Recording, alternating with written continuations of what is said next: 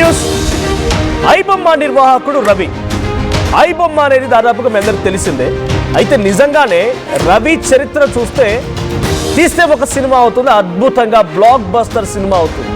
ఎందుకంటున్నానంటే పోలీసులు చెప్తున్న ప్రకారంగా గతంలోనే సిపి ఆనంద్ ప్రెస్ మీట్ పెట్టిన సమయంలో, ఆయన హైదరాబాద్ సిపిగా ఉన్న సమయంలో కిక్ సినిమాని చూసి ఇన్స్పైర్ అయిపోయి ఇవన్నీ చేశాడట, కిక్ కోసం మాత్రమే. ట్విస్ట్ ఏంటంటే ఇక్కడ ఆయనకు వచ్చిన డబ్బుల్ని ఏ ఒక్క రూపాయి వాడుకోలేదట, కేవలం అదొక బ్రాండ్గా ఉంచుకోవాలనుకున్నాడు అంతే. రవికి ఎన్ని కోట్ల ఆస్తున్నాయని మీరు అనుకుంటున్నారు చెప్పండి? 300 కోట్ల రూపాయల ఆస్తున్నాయట రవికి. ఈ డబ్బులన్నింటినీ డిఫరెంట్ వ్యాలెట్స్లో దాచుకున్నాడే కానీ ఆ కోట్ల రూపాయల ఆస్తులో ఒక్క రూపాయిని కూడా బయటకు తీయలేదంట. పోలీసుల విచారణలో ఇప్పుడు వెస్తుపోయే విషయాలు బయటపడుతున్నాయి. కేవలం కిక్కు కోసమే హ్యాకింగ్ మొదలు పెట్టాడట. ఇప్పటి వరకు మీ అందరికి తెలిసింది కేవలం ఆయన సినిమాలని పైరసీ చేసి మాత్రమే ఈ సినిమాలన్నింటినీ ఐబొమ్మ ద్వారా అందిస్తూ ఉంటాడని మాత్రమే తెలుసు. కానీ ఆయనకున్న కిక్ ఏంటో తెలుసా? గతంలోనే పోలీసులు చాలా క్లియర్గా చెప్పుకొచ్చారు. ఇప్పుడు ఆయన విచారించిన కొద్ది అదే విషయాలు బయటపడుతున్నాయట. ఈ ఇమ్మడి రవికి మొదటి నుంచి సినిమాలు చూడడం అంటే చాలా ఇష్టమట. కానీ ఎవ్వరూ చూడకముందే ఆయన సినిమా చూడాలని ఒక కోరిక పుట్టిందట. అందుకే సినిమాలకు సంబంధించి థియేటర్ వరకు వస్తుంటుంది చూసారా, ఆయన ఇచ్చే ఆ సినిమాల్లో కూడా చాలా ఒరిజినల్ పక్కా క్వాలిటీ సినిమాలు ఐబొమ్మలో ఉంటూ ఉంటాయి. సో ఎలా వస్తుంది మరి ఈ రవికేర్ అంటే, ఆయన థియేటర్కి వెళ్ళేటువంటి ప్రతి థియేటర్కి కూడా ఒక ఇండివిజువల్ కీ ఉంటుంది. సినిమా అక్కడికి వెళ్ళి సినిమా అక్కడ డిస్ప్లే చేయాలంటే ఒక కీ ఉంటుంది, ప్రతి దానికి ఒక ఇండివిజువల్ కీ ఉంటుంది, యూనిక్ కోడ్ ఉంటుంది. సో ఆ కోడ్ని ముందుగానే హ్యాక్ చేసి ఆ కోడ్ ద్వారా ముందుగా సినిమాని చూసేసి ఆయన తెప్పించుకునే సినిమాని బయట పెట్టేవాడంట. అందుకే అందరూ ఏమనుకునేవారంటే సినిమా థియేటర్ రాకముందే సరే ఐబొమ్మలో ఎట్లా వస్తుంది, లేకపోతే మొదటి షో అయిపోగానే వెంటనే ఎలా వస్తుంది అని అంటే ఇది ట్రిక్. అక్కడ ఆయన ఏం చేసేవాడు, డైరెక్ట్గా సినిమా థియేటర్కి సంబంధించి ఆ కీని ముందుగానే ఆ సినిమా థియేటర్ సర్వర్ని కూడా హ్యాక్ చేసేవాడట. సినిమా థియేటర్ సర్వరే కాదు, ఆయన అటు ప్రభుత్వ రంగ వెబ్సైట్లని కూడా, లెజిస్లేటివ్ వెబ్సైట్ని, సెక్రటరియట్ వెబ్సైట్ని అన్నింటినీ హ్యాక్ చేశాడు. ఎందుకు అని అడిగినప్పుడు, లేకపోతే ఎందుకు అని తెలుసుకున్నప్పుడు పోలీసులకు ఏం విషయాలు బయటపడ్డాయట అంటే నేను చేయగలనే రకంగా ఆయన చెప్తూ ఉన్నాడట. ఇంట్రెస్టింగ్గా ఇంకా మనకి ఎడ్యుకేషన్ క్వాలిఫికేషన్ సంబంధించి తెలియదు, కానీ పోలీసులు చెప్తున్న ప్రకారంగా ఇంటర్మీడియట్ చదువుకున్నాడంట, ఎక్కువ చదువుకోలేదు. ఇంటర్మీడియట్ వరకే చదువుకొని ఆ తర్వాత యూట్యూబ్లో చూసి ఎలా హ్యాకింగ్ చేయాలని నేర్చుకున్నాడంట. డీబగ్గింగ్ చేయాలి, ఎలా హ్యాక్ చేయాలి, ఇలా అనేది మొత్తం సోషల్ మీడియా చూస్తూ లేకుంటే గూగుల్, యూట్యూబ్ ద్వారానే మొత్తం ఈ హ్యాకింగ్ అంతా నేర్చేసుకున్నాడంట. తర్వాత నాకు వచ్చు, నేను చేయగలుగుతానని చెప్పే ఇవన్నీ హ్యాక్ చేయడం మొదలుపెట్టాడు. ఇంట్రెస్టింగ్గా ఆయన వ్యాలెట్లో చాలా పెద్ద మొత్తంలో డబ్బులు ఉన్నాయి. 300 కోట్ల రూపాయల డబ్బులు ఉంటే ఆయన ఏ ఒక్క రూపాయిని ఉపయోగించకుండా వివిధ వ్యాలెట్స్లో వాటన్నిటిని ట్రాన్స్ఫర్ చేశాడు. ఆయన గతంలోనే ఒక స్టేట్మెంట్ రాసుకొచ్చిన మాట ఏంటంటే, నాకు సినిమా ఇండస్ట్రీ వాళ్ళతో కూడా పరిచయాలు ఉన్నాయి, సినిమా ఇండస్ట్రీలో కూడా నాకు సబ్స్క్రైబర్స్ ఉన్నారు అనే మాట చెప్పుకొచ్చాడు. అంటే ఇక్కడ సినిమా ఇండస్ట్రీ వాళ్ళు కూడా ఎవరైనా తనని కాంటాక్ట్ అయిపోయి తనని కాంపిటీటర్స్, అంటే ఎగ్జాంపుల్ ఒక సినిమా రిలీజ్ అవుతోంది, ఇంకో సినిమా రిలీజ్ అవుతోంది, ఈ సినిమాల మధ్య కాంపిటీషన్ మధ్యలో ఈ సినిమాని తొందరగా లీక్ చేయి, కొంత వాళ్ళకు లాస్ వస్తుంది, ఇటువంటి వాళ్ళ జిమ్మిక్లో భాగంగా ఈ రవిని కూడా సినిమా ఇండస్ట్రీ వాళ్ళు వాడుకున్నారా? సో సినిమా ఇండస్ట్రీలో కూడా నాకు సబ్స్క్రైబర్స్ ఉన్నారు, నాకు అక్కడి నుంచి కూడా ఇన్ఫర్మేషన్ ఉండేది, నాకు అక్కడి నుంచి కూడా సపోర్ట్ ఉండేది అన్నటువంటి మాటని గతంలో ఇమ్మడి రవి ఒక స్టేట్మెంట్లో పోలీసులనే హెచ్చరించే విధంగా తన ఐబొమ్మ వెబ్సైట్లో రాసుకొచ్చినటువంటి ఆ స్టేట్మెంట్ని సినిమా ఇండస్ట్రీ వాళ్ళు కూడా ఉన్నారటువంటి దాంట్లో మనం చూస్తే ఎవరైనా సపోర్ట్ అడిగి లేకుంటే ఇమ్మడి రవిని ఎంకరేజ్ చేసి ఆ సినిమాని లీక్ చేయి, తొందరగా వాళ్ళకి లాస్ వస్తుంది, ఈ సినిమాని లీక్ చేయమని చెప్పి ఎవరైనా ఇన్ఫర్మేషన్ ఇచ్చారా? 300 కోట్ల రూపాయలు ఎలా జమ చేయగలిగాడు? సో హ్యాకింగ్ మొదలుపెట్టి కోట్లలో సంపాదించాడట రవి. గవర్నమెంట్ వెబ్సైట్లని ఇవన్నిటిని కూడా హ్యాక్ చేయడంలో తన ముఖ్య ఉద్దేశం కిక్, నేను చేయగలుగుతాను నిరూపించడం కోసమే హ్యాక్ చేశాడట. సైబర్ సెక్యూరిటీ అనలిస్ట్, ఎథికల్ హ్యాకర్గా కూడా ఆయనకి ఫుల్ ఎక్స్పర్టైజ్ నాలెడ్జ్ ఉంది. అదంతా నేర్చుకుంది కేవలం గూగుల్ అండ్ యూట్యూబ్ని చూసి మాత్రమే ఇంత నేర్చుకున్నాడంట. సో అద్భుతాలు చేయగలుగుతారంటే ఆయన అద్భుతమే చేయగలిగాడు, కానీ దాంట్లో తప్పుదారి పట్టించే విధంగా, అంటే అది ఈ అద్భుతం అనేది ఎలా ఉండేదంటే ఇంకెవరికన్నా సమాజానికి ఉపయోగపడే విధంగా ఉంటే బాగుండేది. సో చాలామంది ఇమ్మడి రవిని సమాజానికి ఉపయోగపడ్డాడు, చాలామంది సినిమాలకు వెళ్ళిపోయి అంతంత టికెట్లు ధరలు పెట్టి కొనుక్కొని సినిమా చూడలేని వాళ్ళంతా కూడా ఈ వెబ్సైట్ ద్వారా చూసేవాళ్ళు అనే రకం కూడా కొంతమంది ఆయనకు సపోర్ట్ చేసే వాళ్ళు కూడా ఉన్నారు అఫ్కోర్స్. బట్ ఇది అటు సినిమా రంగానికి బెట్టింగ్ యాప్ ప్రమోషన్ కూడా చేశాడు ఆయన. సో ఇక్కడ ఎలా అరెస్ట్ చేశారు ఏంటి అనేది ఇంకా డీటెయిల్గా చూడాల్సి ఉంది. But one thing is clear, ఆయన తన భార్య మూలంగా అరెస్ట్ అయ్యాడనేది మాత్రం పక్కా ఫేక్. తన భార్య మూలంగా అరెస్ట్ అవ్వలేదు. ఆయన పక్కాగా పోలీసులే స్కెచ్ గీసి ఆయన అకౌంట్లోకి ఎప్పుడు డబ్బులు వెళ్ళా, ఎలా డబ్బులు వెళ్ళా, ఎవరు వేశారు, ఇవన్నీ కూడా పరిశీలించి ఆయన్ని పక్కాగా స్కెచ్ వేసి నిఘా వేసి అరెస్ట్ చేశారు. కానీ తన భార్యకి అండ్ ఆయనకి 5 ఏళ్ల క్రితమే విడాకులు అయిపోయి డైవోర్స్ అయిపోయింది. 5 years అయిపోతుంది. తను ఫ్రాన్స్లో, యూకేలో, కెరీబియన్లో ఇంకా చాలా దేశాల్లో తన నెట్వర్క్ ఉంది. గ్లోబల్ లెవెల్ నెట్వర్క్ని ఆయన రన్ చేస్తూ ఉన్నారు. తెలుగు సినిమాలే కాదు, అక్కడి దేశాలకు సంబంధించిన సినిమాలను కూడా ఆయన హ్యాక్ చేసేవాడట. సో మనకు ఎక్కువ కనిపించేది తెలుగు, తమిళ్, కన్నడ ఈ సినిమాలే కనిపిస్తూ ఉండేది. సో ఐబొమ్మ అనేది నిజంగా ఎంతటి పెద్ద హ్యాకింగ్ సైట్ అనేది ఇప్పుడు చూస్తే అర్థమవుతుంది. రవి డీటెయిల్స్ మనం చూస్తూ ఉంటే నిజంగా కిక్కు కోసం ఇదంతా చేశాడు అనేటువంటి మాటను మనం వింటూ ఉంటే, పోలీసులు ఈ విషయాన్ని చెప్తూ ఉంటే చూడండి ఎంతటి ఒక డిఫరెంట్ పర్సనాలిటీ అనేది అర్థమవుతోంది. సో నిజంగా ఇటువంటి కథలతో హ్యాకర్స్ అనేది మనం సినిమాలో చూసాం, ఎటువంటి విధంగా హ్యాక్ చేస్తారు, ఎటువంటి విధంగా ఉండబోతోంది, హ్యాకింగ్ తర్వాత ఏం చేస్తారు ఏంటి అనేది. కానీ రియల్ లైఫ్ హ్యాకర్గా అద్భుతాలు క్రియేట్ చేయగలడు. కానీ అద్భుతాలు సమాజానికి లేకపోతే ఇంకెవరికి ఇబ్బంది పెట్టకుండా ఉంటే బాగుండేది. సో ఐబొమ్మని ప్రస్తుతానికి కంప్లీట్గా పోలీసులు బ్యాన్ చేయడం జరిగింది. సో ఇమ్మడి రవిని అరెస్ట్ చేశారు, విచారిస్తున్నారు. ఒక్కసారి తన ఫాదర్ ఆర్టీవీతో మాట్లాడుకొచ్చారు, ఇమ్మడి రవి తండ్రి మాట్లాడుకొచ్చారు ఆర్టీవీతో. ఆయన ఏం మాట్లాడారు చూద్దాం. రవి ఏమవుతారు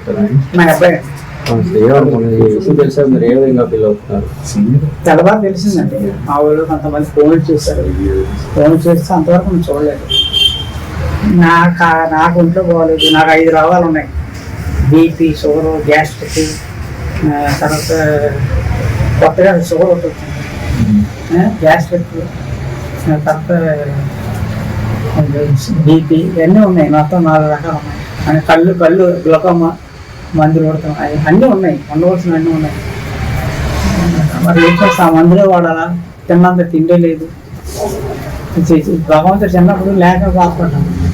ఈ గంటను చూడములు కలుపుకొని భూములు ఉండేమంటారు. లేక బాధపడ్డాం. ఇప్పుడు 10 రూపాయలు భగవంతుడు పెట్టినా సరే తినలేకపోతాం. ఏం చేస్తాం? రవి దూరం ఎప్పటి నుంచి దూరంగా ఉన్నాడు? అది ఆ డిగ్రీ అయిపోయిన తప్ప మాకు ఏ చిన్న ఇంట్లో సమస్యలు వచ్చాయి. ఆ తర్వాత గవర్నమెంట్ గారు పక్షుల్లో విడిపోయాం. పిల్లలు ఎంతమంది అండి? బాబు, పాప, బాబు, 2 పిల్లలు. సార్ మీకు ప్రజలకు ఏం చెప్తారు సార్ విషయం? ఇలా ఈ తరహా సంఘటనలు జరగకుండా ఉండాలని మీరు ఏం చేస్తారు? చెప్పడానికి ఇప్పుడు వాళ్ళు లేరు. ఉన్నా చెప్పినా మనకు తెలదు. ఆ ఏం చేస్తుంటే మనకు తెలదు. వాళ్ళు తెలిసినా చెప్పినా వినవు. మీతో ఎలా కొట్టాడండి రవి? మామూలుగా ఏదో పెద్ద సీరియస్గా ఏదో ఆడొస్తాడో కొన్ని కాసేపు ఉంటాడో ఏదో చూసుకుని వెళ్ళిపోతాడు అంతే. అంతేగానే మనతో చక్కగా ఉండడు, మంచిగా ఉండడు. ఆడేదో ఏదో రోబోలాగా ఏదో పని చేసుకుని. మీరు ఇక్కడ సింగిల్ గా ఉంటున్నారండి? మిమ్మల్ని లాలనా పాలన మీకు ఎవరు చూస్తున్నారు? ఎవరో లేదు. చచ్చిపోతే చూసినాడు లేదు. కుటుంబం మాత్రం 123 కుటుంబాలు ఉన్నాయండి. అందరూ మా వాళ్ళే. ఇలా శివాలయం ఆ జంక్షన్ వరకు మా వాళ్ళే. అందరూ దేశంలో రక్త సంబంధాలు. కానీ మనకు చచ్చిపోయి చూసినోడు లేదు. సో ఫైనల్లీ ప్రజలకి ఈ తరహా ఏంటి హ్యాకింగ్లు ఇలా హ్యాకింగ్ చేయకుండా ఉండేందుకు ఒకరికి జరిగిన తర్వాత 100 మంది బాగుపడాలి వాళ్ళు చేసినాడు ఎవడైనా. ఎందుకంటే ఆడికి అలా ఏంటి కదా, మనకి ఇలా అవుతుంది కదా తెలియదు. ఇప్పుడు అలా డైరెక్ట్లో కొట్టిగా ఎంత కొట్టేస్తారు కొట్ట కదా. మన బుద్ధి ఏమైంది? మన బుద్ధి ఉంటుంది కదా, అది తెలుసుకోవాలి.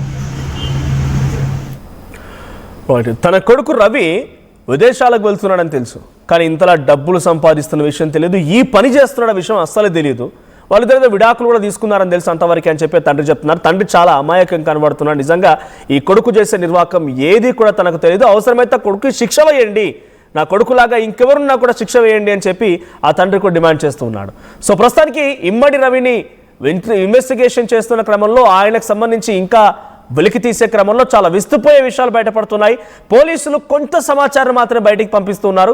అయితే దీని వెనుక ఫిలిం ఇండస్ట్రీ కూడా ఉంది, కొంతమంది పెద్దలు కూడా తనకు సహకరించే ఉంటారనేది పెద్ద ఎత్తున ఇప్పుడు చర్చనీయాంశంగా మారింది. మా ప్రతినిధి శిల్ప సిద్ధంగా ఉన్నారు. శిల్ప, 300 కోట్ల రూపాయల ఆస్తులు సంపాదించిన రవి వాటన్నింటినీ వివిధ వ్యాలెట్స్లో పంపించాడు, కానీ ఎక్కడ కూడా ఆయన దాన్ని ఉపయోగించింది ఏం లేదు. టెలిగ్రామ్లో సినిమాలు పంపిస్తూ ఉండేవాడు, ఐబొమ్మ ద్వారా సినిమాలు లీక్ చేస్తూ ఉండేవాడు, ఏదో రకంగా డబ్బులు సంపాదించాడు బెట్టింగ్ యాప్స్ రకరకాల ద్వారా. కానీ డబ్బులు ఉపయోగించుకోలేకపోయాడు. అటు డబ్బును ఉపయోగించలేరు, లేదు ఆయన పెద్దగా లావిష్గా ఉండి అది కూడా కాదు. అసలు తన ముఖ్య ఉద్దేశం ఏంటి, ఇది కేవలం కిక్కు కోసమే చేశాడు అనడంలో నిజంగా అతిశయక్తి కలుగుతోంది. ఆయన మాటలు చూస్తుంటే కొంత ఆయన మెంటల్గా ఎటువంటి సిచ్యువేషన్లో అర్థమవుతోంది. సో కిక్కు కోసమే ఇదంతా చేశాడా? ఇలాంటివి మనం సినిమాలో చూస్తూ ఉంటాం. కానీ మొదటిసారి ఒకవైపు ఇటు తెలంగాణ పోలీసులకి సవాలు విసిరి అనంతరం ఇదంతా కూడా కిక్కు కోసమే చేశానంటూ కూడా విసిరిపోయే నిజాలు బయటకు వస్తున్నాయి. మొన్న ఐబొమ్మ రవికి 14 days రిమాండ్ విధించారు. 14 days రిమాండ్ విధించినాక ఒకవైపు పోలీసులు విచారించారు. విచారణలో ఒకవైపు విసిరిపోయే నిజాలు బయటకు వచ్చాయి. మొదటగా తన భార్య ఇన్ఫర్మేషన్ ఇచ్చింది. తన భార్య ఇచ్చినటువంటి ఇన్ఫర్మేషన్ ప్రకారమే తను ఇక్కడికి వచ్చారంటూ కూడా పోలీసులు అనుమానించారు. కానీ అదంతా కాదంటూ కూడా ఒకవైపు చెప్పుకుంటూ వస్తున్నారు. చెప్పుకుంటూ రావడంతో అదే కాకుండా హ్యాకింగ్ మొత్తం కిక్ కోసమే చేసినట్టు కూడా గుర్తించారు. మొత్తం ఏదైతే ఐబొమ్మ కావచ్చు, ఇటు అటు బెట్టింగ్ యాప్స్ కావచ్చు, దాదాపు 300 కోట్ల పైగా మనీ అనేది తనకు అకౌంట్ లో ఉన్నాయి. వాటి మొత్తం కూడా ఎక్కడ కూడా బాగాలేదు. ఒకవైపు ఎక్కడ ల్యాండ్ కావచ్చు, ఎక్కడ ఏం చేయలేదు, కేవలం తనకు కావచ్చు, తనకు అందరూ కూడా తన గురించి చర్చించుకోవాలని ఒక ఆలోచన కూడా తనకున్నట్టు కూడా తెలుస్తుంది. సో దీని మొత్తం కూడా కేవలం నిన్నటి వరకు కూడా కేవలం డబ్బుల కోసం ఇదంతా చేశారు చేశారనే చాలా వరకు కూడా అనుకున్నారు. కానీ దానికి మొత్తం కూడా కాదు, కేవలం హ్యాకింగ్ అనేది ఒక చేశారు, తన కోసం ఐబొమ్మ రవి దగ్గర చేసినారు. ఈ రోజు హైదరాబాద్ సిపి సత్యనారాయణ ఆధ్వర్యంలో ప్రెస్ మీట్ పెట్టి మొత్తం కూడా దీనికి మూడు ఎక్కడ ఏర్పడింది, దానికి ఎవరో సహకరించారు, కీలక సమాచారం అనేది పోలీసులకు రాబడుతున్నారు. ఈ రోజు ఒకవైపు సినిమా ఇండస్ట్రీకి సంబంధించిన పెద్దలు అదే విధంగా ఇటు పోలీసులు కలిసి సంయుక్తంగా ప్రెస్ మీట్ పెట్టి ఏం జరిగిందంటే మొత్తం కూడా తెలిసే అవకాశం అయితే స్పష్టంగా కనిపిస్తుంది. Thank you Shilpa. So kick కోసమే ఇదంతా చేశాడని చెప్పి చాలా స్పష్టంగా చెప్తున్నాడు. మరి ఏ డబ్బులు సంపాదించి ఎక్కడ లావిష్గా ఉన్నది లేదు.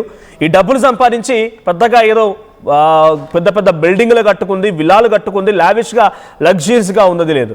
సో ఆయన ఎలా అదుపులోకి తీసుకున్నారు ఏంటంటే ఇప్పుడు కొంత ఆందోళన గురి చేస్తోంది. ఎందుకంటే ఆయనని ఇంత పెద్ద నెట్వర్క్ రన్ చేస్తున్న వ్యక్తి మరి ఇంత ఈజీగా పోలీసు దగ్గరికి వచ్చి హైదరాబాద్లో లొంగిపోయాడా, ఆయనతో లొంగిపోయాడా, ఇంకెవరైనా పట్టించారంటే వన్ థింగ్ ఇస్ క్లియర్, తన భార్యకి అతనికి మాత్రం 5 ఏళ్ల క్రితమే విడాకులు అయ్యాయి. ఇప్పుడు విడాకుల కోసం వచ్చాడు, అప్పుడు భార్య పట్టించింది అనేది మాత్రం పూర్తిగా అవాస్తవం అన్నట్టు తెలుస్తోంది.